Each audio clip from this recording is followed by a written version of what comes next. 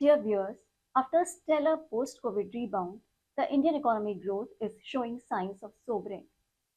The real GDP growth rate this quarter is down to 5.4%.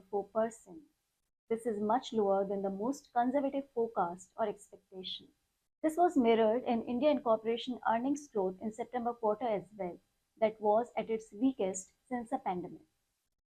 While the quarterly growth numbers can vary, what makes this data worthy of your attention is the market valuations that are pricing in a much optimistic scenario. The market cap to GDP ratio, which is Warren Buffett's favorite indicator for valuation, currently stands at 1.47 times for India versus a median of 0.9 to 1 times over last decade, suggesting expensive valuations. Now, even if you assume a 13% nominal GDP growth rate, which is quite an optimistic figure in my view, the long-term median implies that it will take 3 to 4 years for the GDP to justify the current market cap. What this implies is a significant price or time correction in the stocks. You see, time correction happens when the stock price remains stagnant or range bound and could give lower returns than FD. HDFC Bank's stock performance over the last 3 years is a case in point. Even best or gold standard businesses have not been able to escape this. Avenue Supermart, Bajaj Finance, Asian Paints are the leading examples of perils of ignoring valuations, even in a high quality and highly loved business.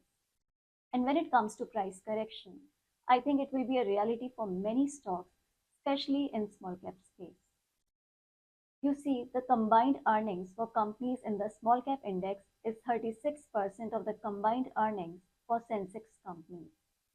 Against this, the small cap to Sensex ratio, which reflects the ratio of the two benchmark indices, stands at 0.7 times at present. This, in my view, is a huge divergence and unsustainable. Historically, the median for this ratio has been at 0.45 times. This implies huge premium the small cap valuations are at, and froth and risk in the small cap space. Now here is some history for you. In Jan 18, when the small cap index peaked, this ratio was at 0.58 times. And from those levels, the index had fallen 40%. And I am not including the COVID correction. With the COVID hit, the correction in the small cap index was over 55%. Now the thing with the corrections and rebounds is that it is not balanced. Let's say you start with an investment of rupees 10 lakh and face a 10% correction. This would reduce your investment to 9 lakhs.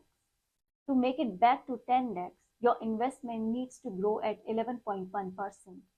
If the correction is 20%, you will need a rebound of 25% to recover your original investment.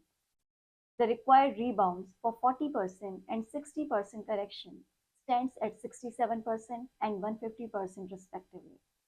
And that is just for the recovery of original investment. Do note that it could take a few years before the recovery happens. And in some stocks, it could be a case of permanent capital loss. Here is a visual to drive home the point. The values on the y-axis represent the value of the initial investment corresponding to that correction. We have had a glimpse of how sharp and quick the correction could be on certain days in the recent months. While a quick recovery has dulled that shock, the rebound is more sentiment and liquidity driven in my view than by fundamentals. So the bottom line is, the low-hanging fruits in this market are rare. High selectivity in small cap space, prudent asset allocation, and margin of safety would be the basis of sound investment decisions in this market. Hope you find this video useful. Let me know through your likes or comments. For more such updates, subscribe to Equitymaster YouTube channel. Thank you for watching. Goodbye.